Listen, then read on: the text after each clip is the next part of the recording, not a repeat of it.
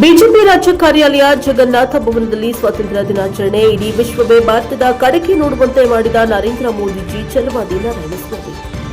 ಪ್ರಧಾನಿ ನರೇಂದ್ರ ಮೋದಿಜಿಯವರ ಆಡಳಿತದಲ್ಲಿ ಇಡೀ ವಿಶ್ವವೇ ಭಾರತದ ದೇಶದ ಕಡೆಗೆ ದಿಟ್ಟಿಸಿ ನೋಡುವಂತೆ ಬೆಳೆದಿದೆ.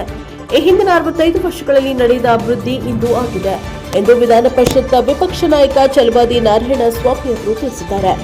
80ನೇ ಸ್ವಾತಂತ್ರ್ಯ ದಿನಾಚರಣೆಯ ಪ್ರಯುಕ್ತ ಮಲ್ಲೇಶ್ವರದ ಬಿಜೆಪಿ ರಾಜ್ಯ ಕಾರ್ಯಾಲಯ ಜಗನ್ನಾಥ ಭವನದಲ್ಲಿ ಇಂದು ರಾಷ್ಟ್ರ ಧ್ವಜಾರೋಹಣ ಕಾರ್ಯಕ್ರಮದಲ್ಲಿ ಮಾತನಾಡಿದ ಅವರು, ನಮ್ಮ ದೇಶದ ಈ ಪ್ರಗತಿಗೆ ಕಾರಣ ಮೋದಿಯವರ ಆಡಳಿತ. ಮೊದಲು ಚಿನ್ನವನ್ನು ಅಡವಿಟ್ಟು ದೇಶ ನಡೆಸಬೇಕಾದ ಸ್ಥಿತಿ ಇತ್ತು.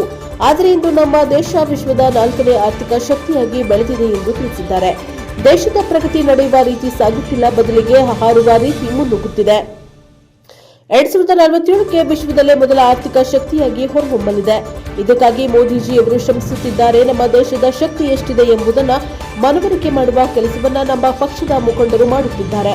ಆದ್ದರಿಂದ ಇದೆಲ್ಲಕ್ಕೆ ಎಲ್ಲರಿಂದ ಪ್ರಶಂಸೆ ಬರಬೇಕು ಎಂದರು.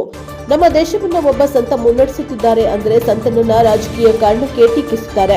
ಸಂತನನ್ನ ಅವಾಚ್ಯ ರೀತಿಯಲ್ಲಿ ತೆಗೆಳುತ್ತಾರೆ. ಒಬ್ಬ ಮತ್ತೊಬ್ಬ ನಾಯಕನನ್ನ ಟೀಕೆ ಮಾಡುವುದು ಸಹಜ. ಟೀಕೆ ಪ್ರಜಾಪ್ರಭುತ್ವದಲ್ಲಿ ಸಾಮಾನ್ಯ. ಟೀಕೆಗಳಿಗೆ ಹೆದರಬಾರದು. ಆದರೆ ನಾಯಕನನ್ನ ಅದನ್ನು ಒಳ್ಳೆಯದಕ್ಕೆ ಬಳಸಬೇಕು. ಆದರೆ ನಾಯಕನನ್ನ ಖಳನಾಯಕ ಎಂದು ಬಿಂಬಿಸಬಾರದು ಎಂದರು. ಸರಿಸಾಟಿಯಾದ ನಾಯಕ ಇಲ್ಲ. ಇಂದು ಈ ದೇಶದಲ್ಲಿ ಮೋದಿಜಿಯವರಿಗೆ ಸರಿಸಾಟಿಯಾದ ನಾಯಕ ಇಲ್ಲ. ಆದರೆ ನಾವೆಲ್ಲ ಒಂದಾಗಿ ಬಿಟ್ಟರೆ ಮೋದಿಯವರನ್ನ ಮಡಿಸಬಹುದು ಎಂದು ಕೆಲವರು ಆಲೋಚನೆಯನ್ನ ಮಾಡಿದ್ದಾರೆ.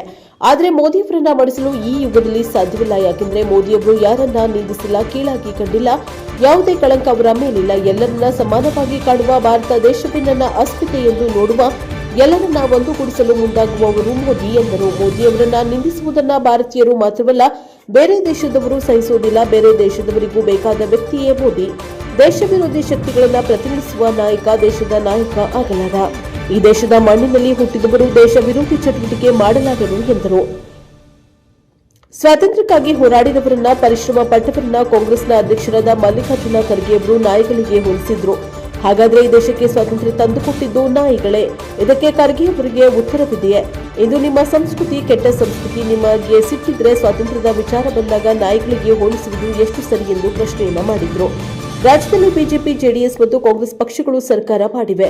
ಜನರ ಅಭಿಮತಕ್ಕೆ ಸರಿಯಾಗಿ ಕಷ್ಟವನ್ನು ಅರಿತು ಜನಪರ ಆಡಳಿತ ಮಾಡಬೇಕು ಎಂದು ತಿಳಿಸಿದ್ರು. ಜಂಜಿಗಳು ದೇಶದ ಭವಿಷ್ಯ ಎಂದು ಮೋದಿಯವರು ಹೇಳಿದ್ರು. ಆದರೆ ಕಾಂಗ್ರೆಸ್ನವರು ಅವರನ್ನ ದಾರಿ ತಪ್ಪಿಸುವ ಕೆಲಸ ಮಾಡಿದ್ದಾರೆ. ಅವರನ್ನ ಕೆಟ್ಟ ದಾರಿಗೆ ಎಳೆದು ತನ್ನ ಬೇಳೆ ಬೇಯಿಸಿಕೊಳ್ಳುವ ಕಾಂಗ್ರೆಸ್ ಮಾಡಿದೆ. ರಾಜ್ಯದ ಜಂಜಿಗಳು ರಾಜ್ಯದಲ್ಲಿ ಹೋರಾಟ ಮಾಡಿದರೆ ಅವರಿಗೆ ಸ್ಪಂದಿಸಲಿಲ್ಲ. ಪರೀಕ್ಷಾ ಅಕ್ರಮಗಳ ಬಗ್ಗೆ ಉತ್ತರ ಕೊಡಿ ಎಂದು ಆಗ್ರಹಿಸಿದ್ರು. ಕಾಂಗ್ರೆಸ್ನವರಿಗೆ ಆರ್ಎಸ್ಎಸ್ ಟೀಕೆ ಮಾಡುವುದೇ ಚಪಲ. ಆರ್ಎಸ್ಎಸ್ಗೆ ಇಷ್ಟು ಪ್ರಚಾರವನ್ನ ಯಾರೂ ನೀಡಿರಲಿಲ್ಲ. ಆರ್ಎಸ್ಎಸ್ ಇಲ್ಲದ ದಿನವನ್ನ ಊಹಿಸಲು ಸಾಧ್ಯವಿಲ್ಲ ಎಂದರು. ನಮ್ಮ ಸ್ವಾತಂತ್ರ್ಯ ಸುಲಭವಾಗಿ ಸಿಕ್ಕಿಲ್ಲ. ಸಾಕಷ್ಟು ಜನರ ಪರಿಶ್ರಮದಿಂದ, ತ್ಯಾಗ, ಬಲಿದಾನದಿಂದ ಪಡೆದಿದ್ದು. ಇದಕ್ಕೆ ತನ್ನದಾದ ಗೌರವ, ಬೆಲೆ ಇದೆ. 80 ವರ್ಷಗಳಲ್ಲಿ ಈ ದೇಶ ಎತ್ತ ಸಾಗಿದೆ ಎಂದು ನೋಡಬೇಕಾಗಿದೆ ಎಂದು ತಿಳಿಸಿದರು.